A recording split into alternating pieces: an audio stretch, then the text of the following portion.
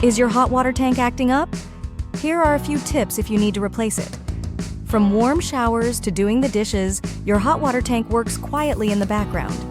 But when it's time to replace it, knowing what to look for can make the process a lot smoother. Here is how you can tell when it's time to replace it. If your tank is 8 to 10 years old, it might be nearing the end of its lifespan. If the water is cooler than usual or it is heating inconsistently, those are signs that something is wrong. You can also look at the tank for signs of rust or corrosion around fittings and puddles of water on the floor. These are warning signs that the tank is aging out. If you hear popping or rumbling noises, that could mean there is sediment built up inside the tank. You will want to get the right kind of tank for your family. Ask a qualified contractor. He will help you find the right size and type for your household's needs.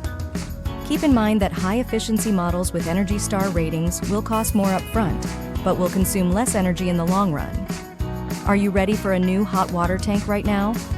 Call now for a free consultation, 604-409-8626, or visit us online, www.hotwatertankreplacementabbotsford.ca.